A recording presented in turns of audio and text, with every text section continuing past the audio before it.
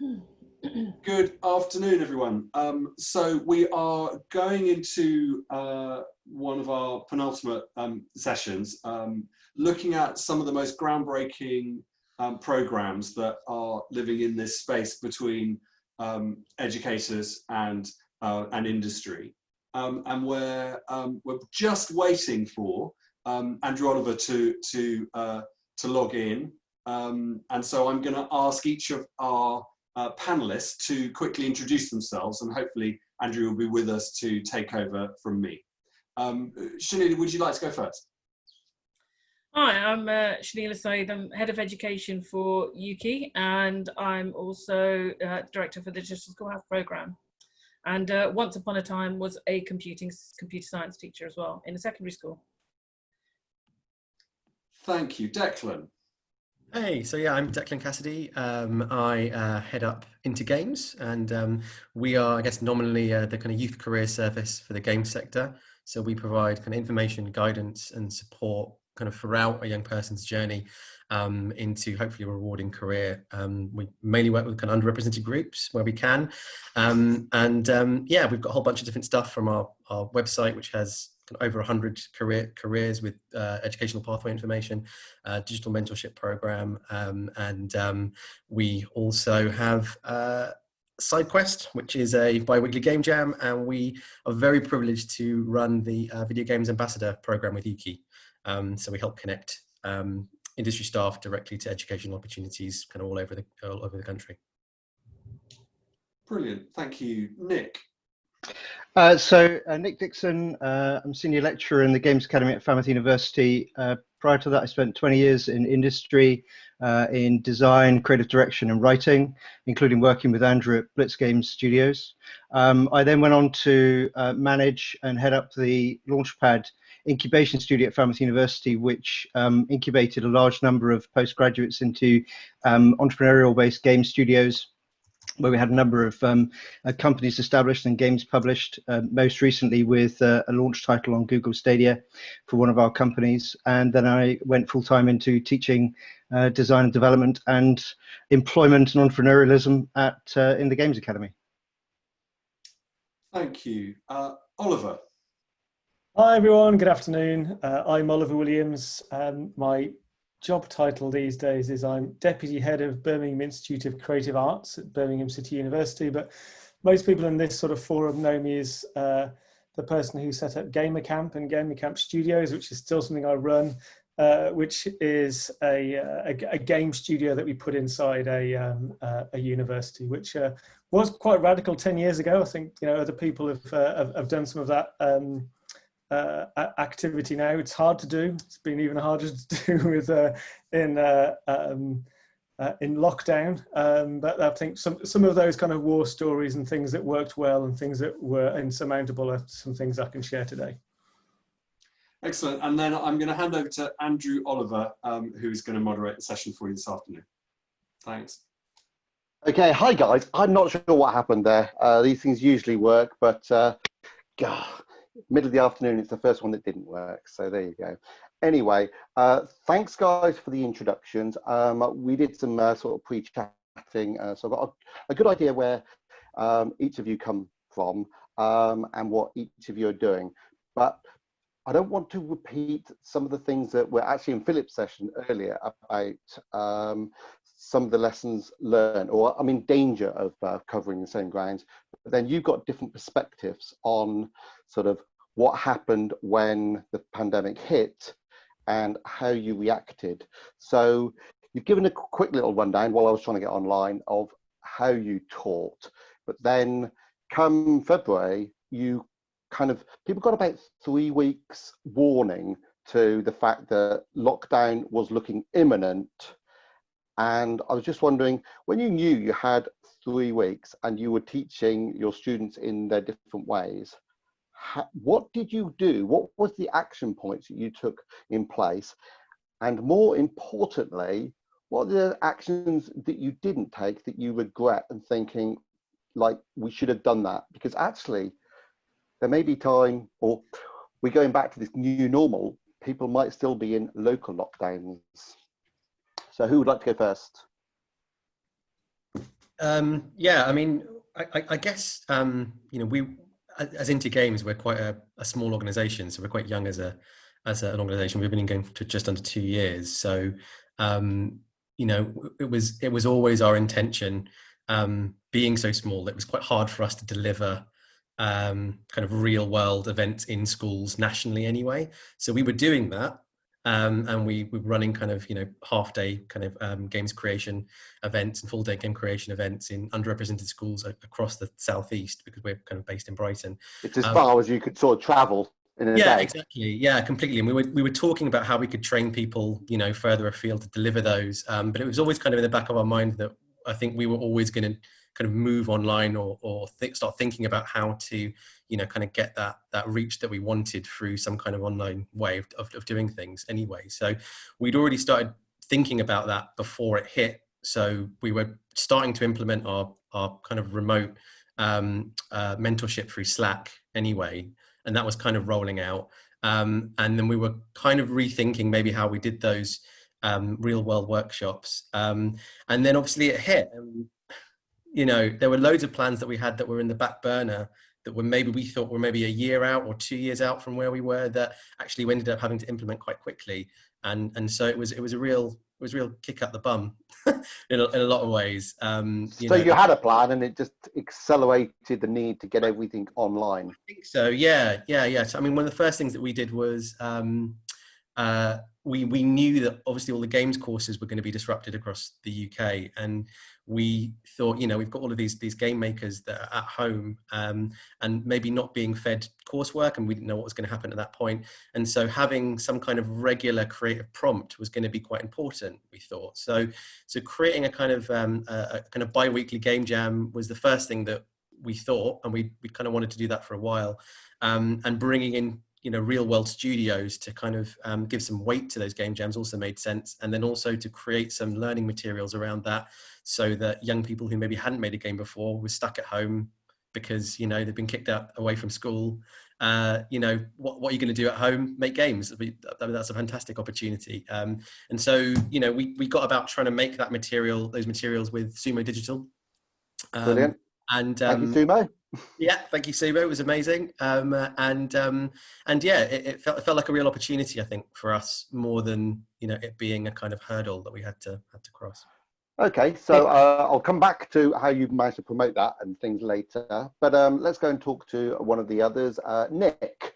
So how did things change for you when the pandemic hit? I'm not sure that they changed in a bad way much at all, because in some ways the push that we've had to make to change to adapt to remote teaching or remote learning in a games making context is actually pushing more towards the norm anyway. I do a lot of work with folks from Bossa, and they're now relatively distributed, and Mike Bithel's crew relatively distributed in terms of doing distributed development. So I think Falmouth, that's quite a long way from anything. Well, it's as far as Abate or anywhere else, right? So I think in some ways it's pushing more towards the norm. So our industry is typically all based around speed of production and speed of innovation anyway. So we're very used to doing things quickly and moving quite quickly. So I think on one hand, we moved very quickly towards the norm of distributed development, and it was very good for our games teams to get used to doing that as it is. And especially because, we're still 60% of our industry is still, small bedroom-based development studios. It's good to get used to doing that early on and getting the most out of that, especially if the office cost isn't necessarily the big bottom line cost in your spreadsheet that it sometimes is, if you can get used to working from home.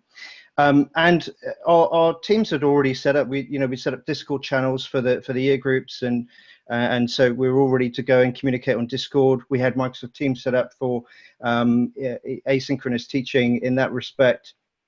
And so I think we moved pretty quickly, and so it was more of a just slight bump in the road more than a kind of pitfall.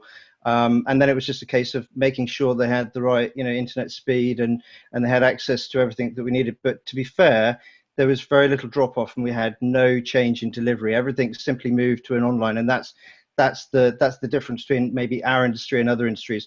As an example of that, we were due to run an expo around graduation, and that was, we'd adapt a large space to look exactly as EGX would look, or something else. You had booths, you had a stage, you had everything else, and I was in charge of changing that into a digital expo. And we managed in 2 weeks to use Discord for green room meetings with industry folks. We had a virtual gallery set up for student work, so you could run it in a game engine, walk around and look at their work firsthand. We had a 12-hour stage set up with me interviewing various folks from industry, from Mike and Karine Yap from the States. And then we had a Twitch stream set up for the demoing of teams all through the day and their games, all driven through a central website. And I think everybody came through and said, wow, that's amazing. And I was kind of mystified as to why they think that was amazing, when we do this in games all the time, and we simply spend a lot of our time linking up remote technology.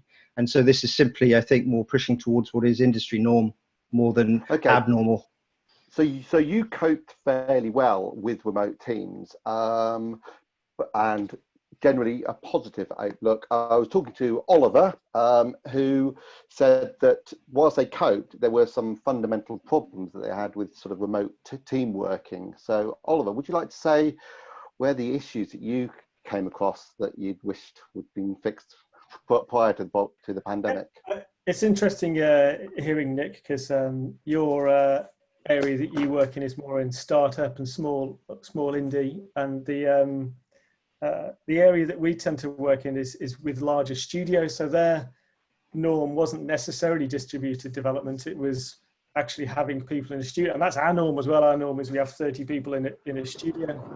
I mean, what we found was all of those local game development companies that we work with, they were able to change their operations really quite quickly, get equipment sent out, get VPNs set up, and they were away and working fine, right?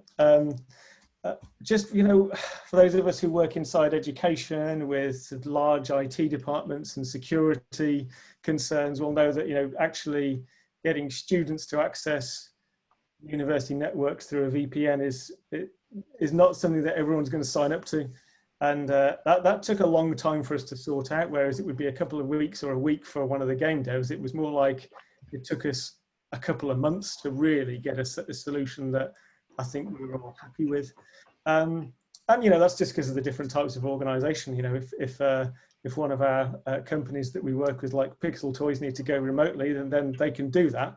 Whereas a big university with 20,000 plus universities, 20,000 plus students in it, has more to think about than just our small game development course. They've got more. So that's just one of the challenges of trying to do what we do, which is set up a simulated game dev studio inside of a university. I mean, what we ended up doing was just what all of our industry partners were doing, which was shipping these high spec PCs that we've got out to people's accommodation. And we're doing a bit of a mix of both of those things when we start back in a couple of weeks. And that we've got a 30-person studio. We can't have 30 people in there anymore because of social distancing requirements. So we only have 15 people in there. So still to iron out the fine detail, but we're hoping that we'll have half people who can attend on site and half people who will take the offer of having a high-spec PC with all the software they need delivered to them. So we'll have a bit of a mixed economy between studio and studio development and distributed development. I think what's been the norm with smaller studios, like you mentioned, Bossa, and I know Roll7 have done it for a few years, and having distributed development. So that's a norm within some of the smaller studios. I think we'll wait and see how it plans out, but it's certainly going to be a norm, I would imagine, for the next 6 to 12 months for all studios. Yeah. And so, I think that's the thing. So this is why it's important to still talk about these things. Like, whilst it's retrospectively what you did and what worked and what didn't work, we're all going to have to cope with this, like all education, for at least to the end of the year, but probably beyond. So Shahneila from Digital Schoolhouse, I mean, you teach to a younger cohort, and you've had difficulties with their, like, the way in which you're able to teach and reach those people who are suddenly went into lockdown? Yeah, so the way the digital schoolhouse model works is we have a network of schools that then usually open their doors on a weekly basis to other schools within the local community. So for a primary school age student, which is our usual kind of core target group, sort of upper primary, they go on a school trip. It's just to one of our schoolhouses, and they spend the day in a workshop learning about computing and sort of creative digital 21st century skills in a really fun way. And it's a really nice school trip for them. With school closures, well, that just couldn't happen.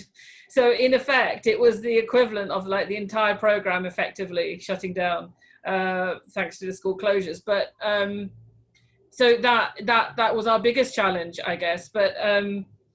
But we have always had this emphasis on play-based learning and using unplugged materials. So introducing the computer science through, be it dance or a pack of cards or a storybook or some Play-Doh. And that set us up really well. So we were able to adapt quite quickly and start uploading follow along videos where people could follow the activities at home, and streaming the workshops. So centrally, rather than our schoolhouses doing this, because all our schoolhouses are just too busy dealing with the crisis, frankly speaking. So our central team came together and we started streaming live workshops instead, that they were then able to promote amongst their networks, and also as part of their school online provision for their own students. There was a time and a place, and these are then, they were streamed on Twitch and then uploaded to YouTube afterwards.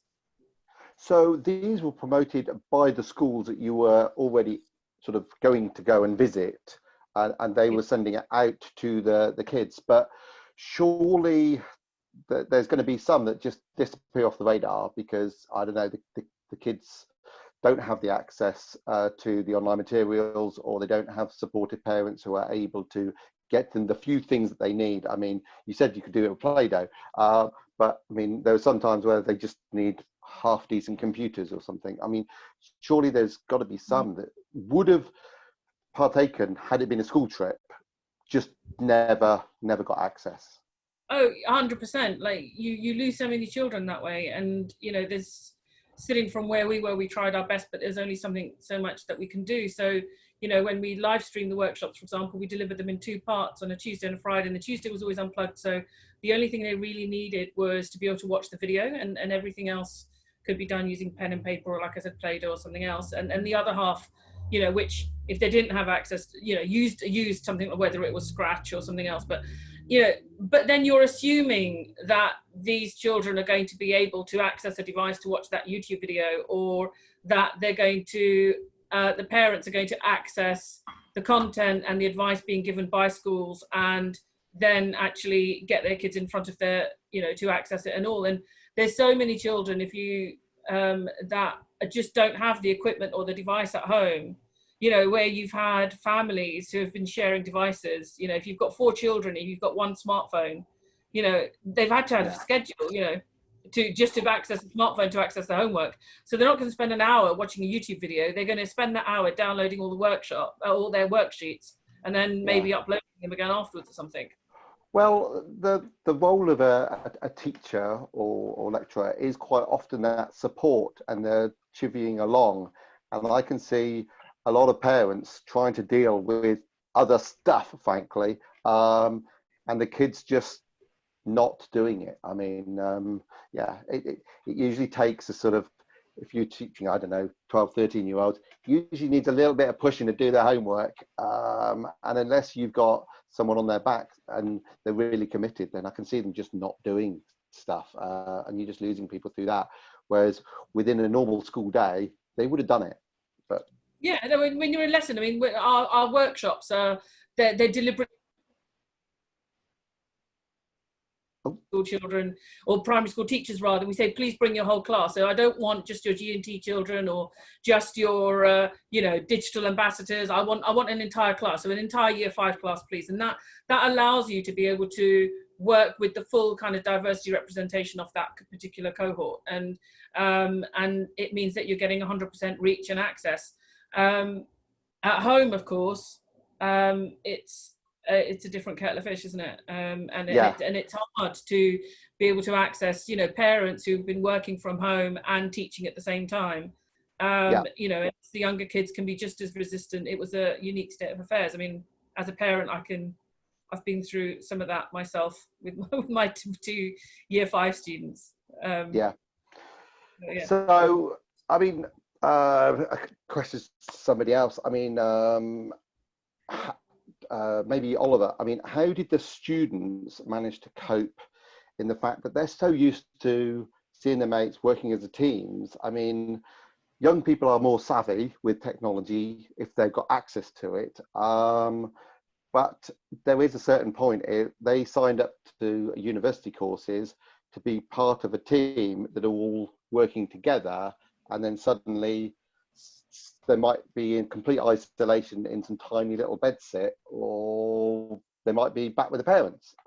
It must be very different trying to work those teams. How did the students cope, and what was good and bad that you saw? I'll probably answer that in a couple of ways, really. On the one hand, though, it's brilliant, and everyone just got on with it. There was, I would say, nobody couldn't cope with it, with the situation, and it's easy to kind of forget now in September, but it was quite scary at the beginning of all this lockdown thing. We didn't know how this was going to last for. We didn't know what the repercussions were going to be. We didn't know, how many people who we'd know who would die from, contracting coronavirus. These were kind of real things that people were worried about at the time. We have, as we kind of do, get used to it, accept this a bit more now in September than we did in March. So just generally, I'd say, they got on with it. People were brilliant. I think Nick might have mentioned it before, that given the type of courses that we're doing, and I was dealing with postgraduates, so actually doing some of our technical sessions online, that was no problem, actually. Doing some of our technical art sessions that I know Wayne was delivering, he kind of preferred doing it online. The students were happy with it. So that, from that point of view, it was fine. For sure, right? The big thing that we do in our course, which is a big deal, big reason why people come, is so they can work on PlayStation 4 development, and so they can come and make a PlayStation 4 game. And they got to the prototype, but then they couldn't finish it. And we have people come from all around the country, or around Europe, or around the world to be able to do that. And of course, we just weren't able to deliver that part of the course. What actually happened in the end was, looking at the output that came out from the students, looking at we're doing our expo shortly. It's different. It's better in some ways, but not as grand in others. I mean, we're used to having like a big reveal of a PlayStation 4 game, which, whereas instead we've got more, smaller products, which are probably more well formed, and but as I said, probably less grand. They look less AAA, which is generally the kind of thing that we're aiming for from our course. So on the whole, I'd say they did really well. They coped with the uncertainty really well. They coped with the technical challenges really well. For sure, there were some people that were disappointed about the fact that it wasn't quite this bad, but it wasn't. Could have been a bit like going to Alton Towers and then not being allowed to go on any of the rides. I'm not sure that Alton Towers and University have ever been seen as the same sort of thing. Yeah, it was maybe we had to go home at 3 o'clock rather than stay until 6. So everybody kind of accepted that. I think we got a good, but a lot of good grace from students. I mean, whether we get that going forward is another matter. Yeah. So, but there's the sort of camaraderie you have as a teamwork. I mean, if people are just going to be sent to sort of online videos, then they could be sent to Unity or Unreal, which I know they are a lot, and you want a lot of that. Now, theoretically, they had an awful lot more time to be doing exactly that and work through all those tutorials. Probably some did it to insane hours to the middle of the night, as some people in this industry do. Some probably didn't. But then if we're looking at these sort of things work quite well, then it's taking away from what the university sort of ethos can give, the teamwork. If we're saying, oh, actually online working is working quite well. So isn't that a little bit of an issue? I can maybe answer that, because, yeah, you know, I'm making it sound easy. Like I could just sit here and it all happened without me doing anything. Actually, there was a lot of work that we had to do as educators. I'll just give you a little thing that I did. You know, every week I set up 2 what I call gatherings. Yeah. And just a gathering, and one on a Tuesday, one on a Friday. And it was, you know, come along with some questions, or come along, show us what you've got. And that was on top of the milestone reviews that we do every 2 weeks, and on top of all the tutorials. And we still were running live classes. So it wasn't like we went anywhere. We just, instead of being in a classroom, we were on the screen. Right? Yeah. So we were still there. And in fact, we actually gave the students more, almost like literally FaceTime, right? Yeah. I mean, yeah, but my son works in the industry, and he's next door in the other room. They tend to just have another screen on, like, showing the other team members, so that people can see everyone around, and at any point they can just turn it on and just chat to the rest of the team. And he said, and he was doing that in the 6th form with his mates when they used to do homework. He just had like multiple screens, and they'd do homework together, but they'd each be in their own rooms. So actually, young people find that they have found other ways to not feel isolated. But I think that isolation in the education sense is one thing, and then isolation in respect of outside of the education time is another. You know, my daughter, you know, joins Falmouth University this year, and one of the things that I was concerned about is making sure that she had a good freshers year, and that she had all those development experiences that you would expect from a university journey. So, you know, on one hand, you know, I quite like that element of, you know, I'm no longer having to, you know, be a kind of, you know, strange sage on the stage for an hour doing lectures. I can now break them down into 20-minute bite-sized chunks. You know, they're more able to pick them up, watch them, listen, remember them, because, you know, they only tend to remember what they're thinking about. So if you break them down into smaller chunks, then they can digest those more easily.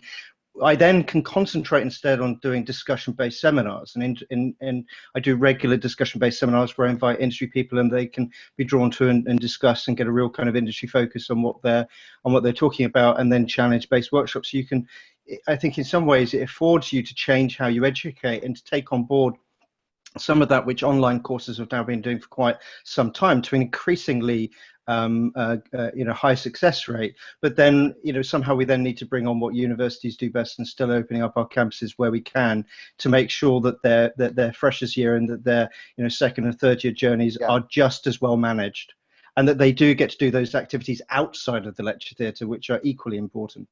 Yeah, just the life skills and the teamwork and the general support that those places give.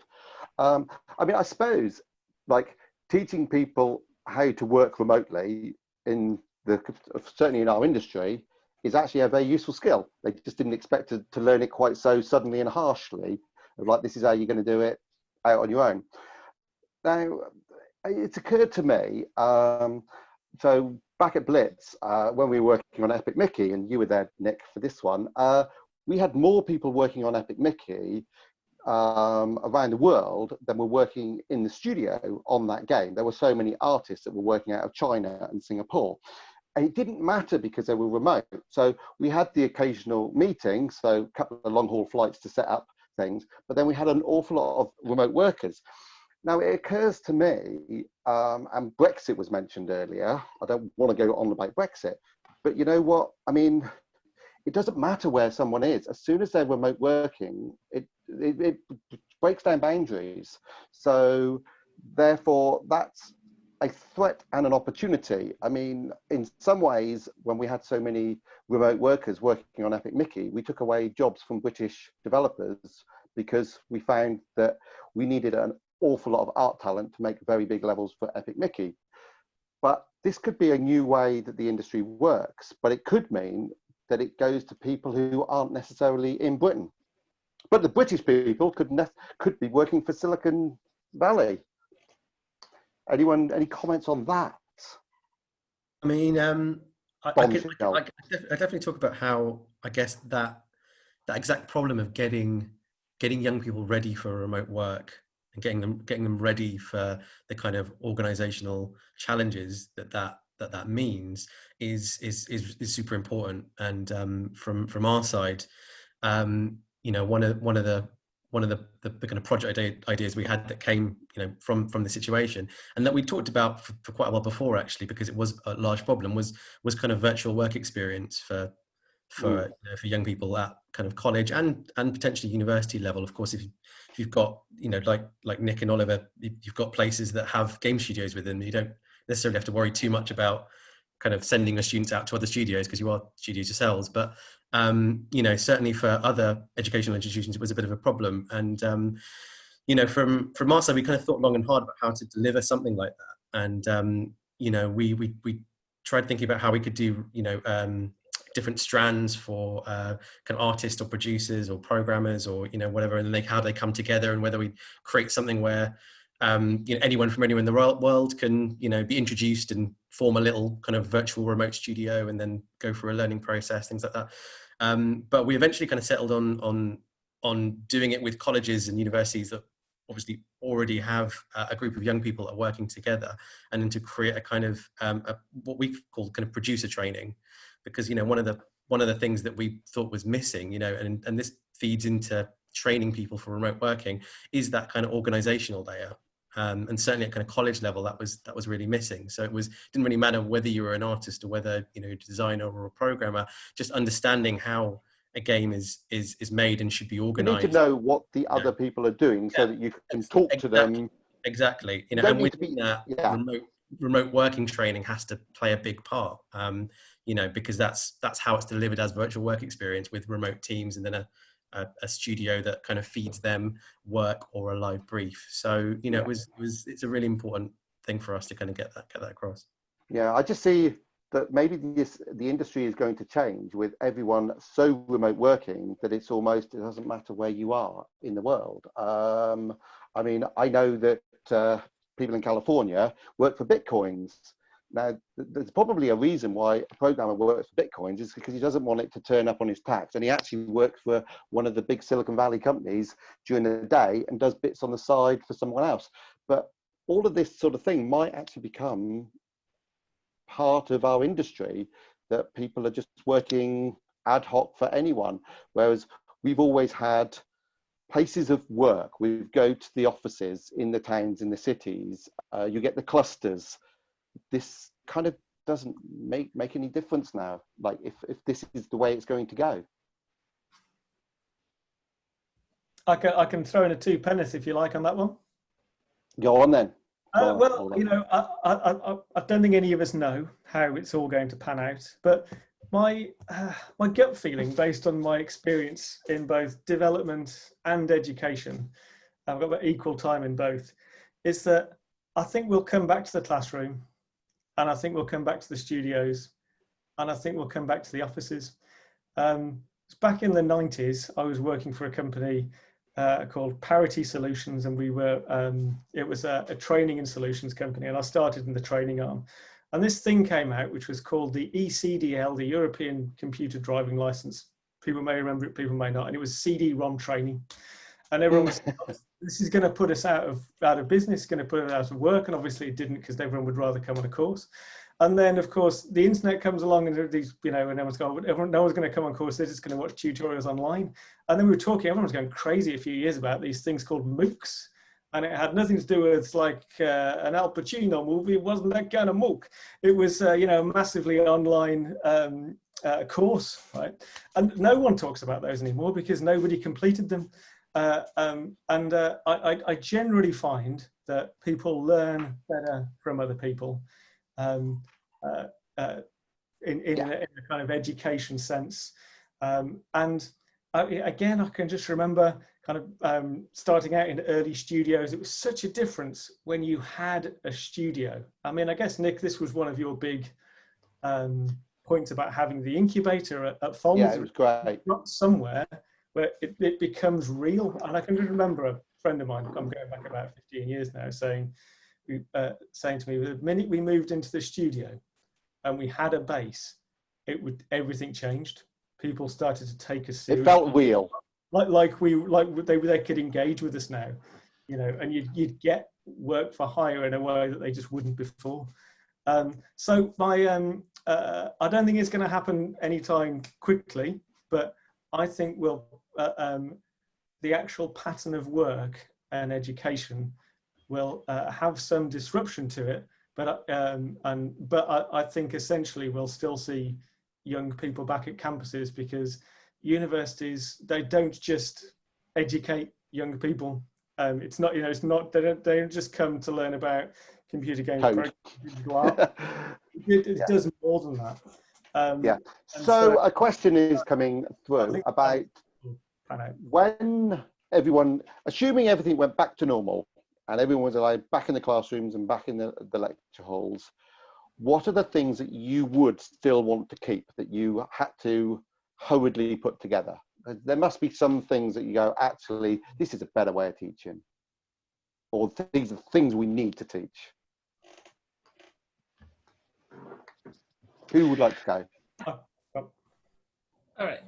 No, I was just going to say, I think, you know, I think I agree with what kind of Oliver was saying. I think you're always going to need teachers, but I think there is possibly going to be more of a blended approach going forward. I mean, as far as Digital Schoolhouse is concerned, we've now we took everything that we learned from the live workshops and the follow along recordings that we did, and turned that into guidance for all of our teachers, and sort of said to them, here you go, because you can to go and incorporate and start delivering these live workshops yourself. Because, you know, if I've said to my school, I've said to all my schoolhouses, you know, I said, if you get a primary school walking through your door before Christmas for a workshop, I'll be gobsmacked. Please tell me, because I don't think it's going to happen at all.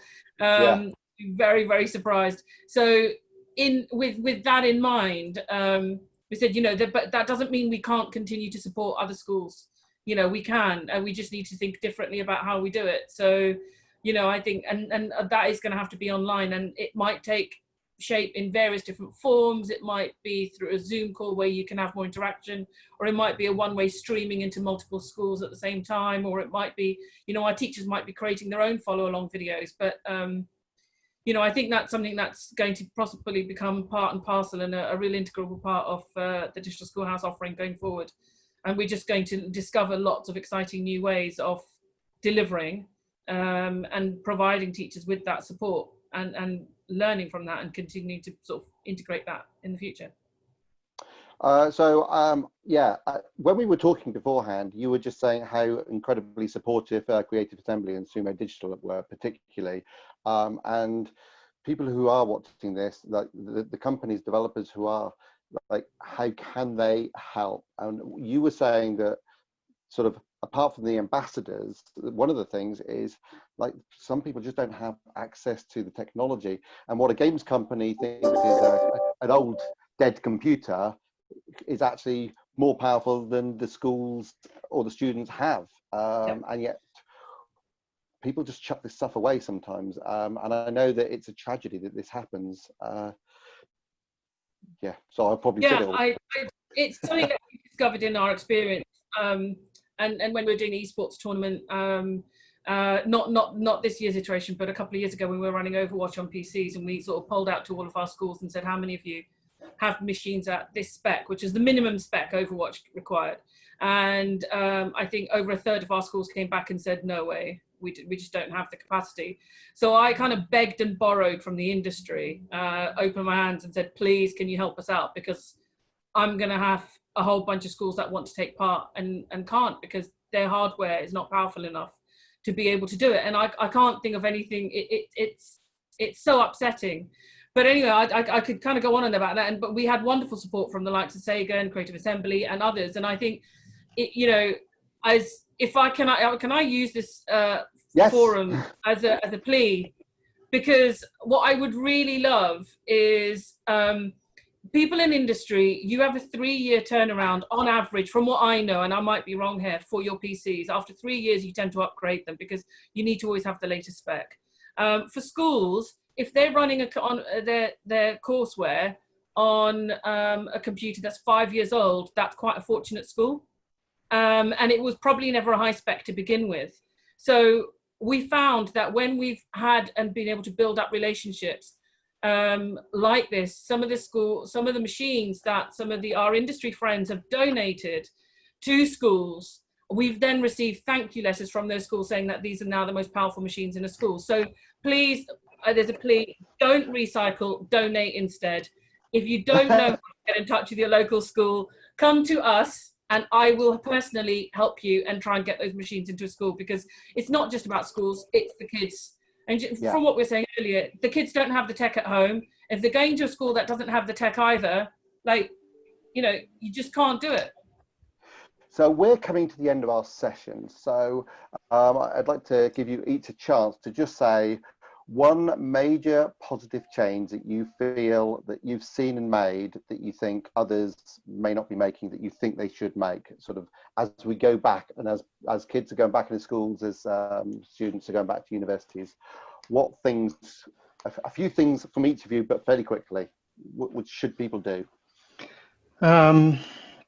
If I can start by saying a collated and collected technology experience, the situation has forced us to integrate technology to deliver a seamless educational experience. And I think that often it's when you're forced to do things that you end up presenting, you know, you have to jump into the deep end and you end up doing your best work. So I think, you know, we keep talking about whether we're doing blended online delivery and what we were going to do in universities. Well, it's kind of forced our hand, and as tragic as the situation is and continues to be, I think that is a positive, that it's forced us to kind of integrate all these technologies to create something that is a really interesting method of delivery.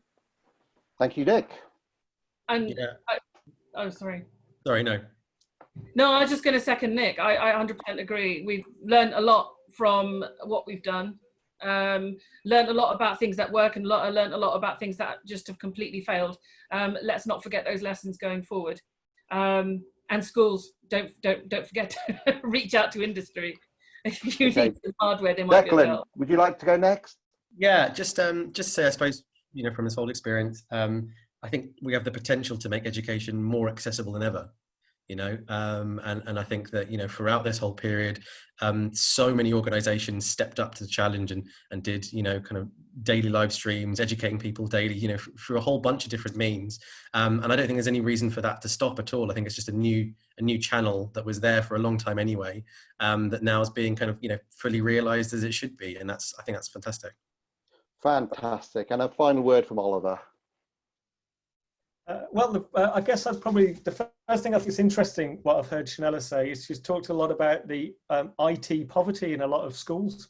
Yeah. And a lot of, I think, you know, if that raises that issue, you know, and gets that higher up in everyone's attention, it's not an issue. But if we understand it a bit better and try and do things to resolve that, I think for our industry, you mentioned earlier about the fact that we're going to be competing with the world even more than ever, right? We had this kind of inbuilt bonus that we've got so much games industry here, right? And if we could lose that competitive advantage.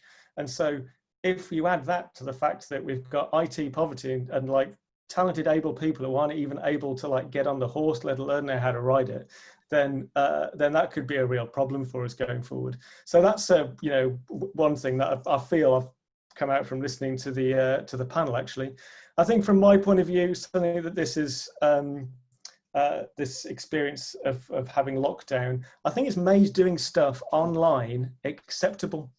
Before, if you had like an online guest or something, it was a bit naff. You know, it was much better to have them in, right? But now I think everyone realizes it's fine, actually. It's fine, you know, to get someone in from a studio and they're just online. That's just as good as getting them in. And a lot easier for the person who's working. I mean, when I've gone to do university lectures, that usually like kicks out the whole day. Whereas now it's an hour and a half or maybe 2. It makes it so much easier for everybody. It does. Might make engagement between industry and education that bit easier. And I think so they're probably my two my two big ones. Yeah. Okay. Well, thank you very much. I don't know. I think I asked the questions that were coming along, but I think we've just about finished. So thank you all very much for that. Thank you very much, Andrew. And thank you to all of our panelists for another fascinating discussion. I'm going to hand over to Charlie to give a sneak preview of the International Conference on Interactive Digital Storytelling. Over to you, Charlie.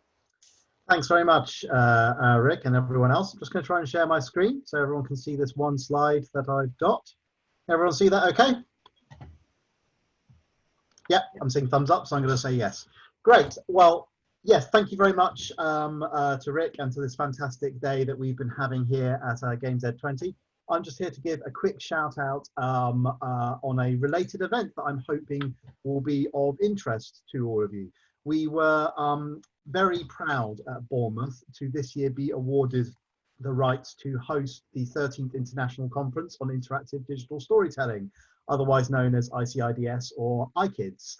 It was going to be in Bournemouth in November, but because of the COVID crisis, much like our workings today, we are going to now be a virtual conference delivered fully online, much in a similar format to this. So ICIDS is the premier academic conference on game narrative and interactive storytelling. It's an international conference that attracts submissions from across the whole world, and I really want to try and use our opportunity to host it here in the UK, even if virtually, to make a really good show of it this year. So we have 4 days in November of workshops that cover things from authoring to transformative experiences and prototyping. We've got a main research track that is presenting the latest research from the community in this area, from narrative systems to applications to theoretical frameworks and the discipline itself. We have a lovely range of 3 big keynote speakers that include the BGI's very own Ian Livingstone, but also Kate Pullinger and Mark Bernstein, which we're really looking forward to. And ICIDS is a conference that very much respects practice as well as academic theory and research. So on that side, as well as taking research submissions, we've taken creative works as well. And there's going to be an exhibition of experimental creative works in interactive storytelling that will include a few sort of VR installations, games, and other things that will be part of the conference too. On top of that, we have a whole range of other bits and pieces, doctoral consortiums, posters, demos, and more.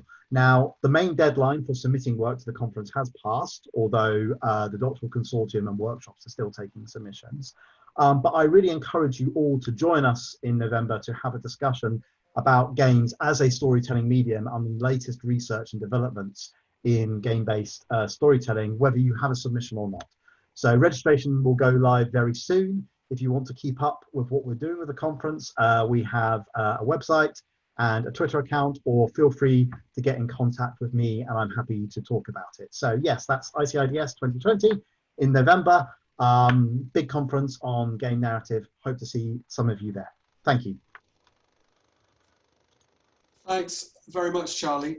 So we are going to have another and final screen break before we start at 20 past with our final session, the conference wrap, where a number of people involved through the day are going to be sharing their takeaways and hopefully teeing up the GamesEd21, which I hope will have more of us face-to-face and workshopping and collaborating on solutions to some of the challenges that we've identified today. So we'll see you again at 20 past 4.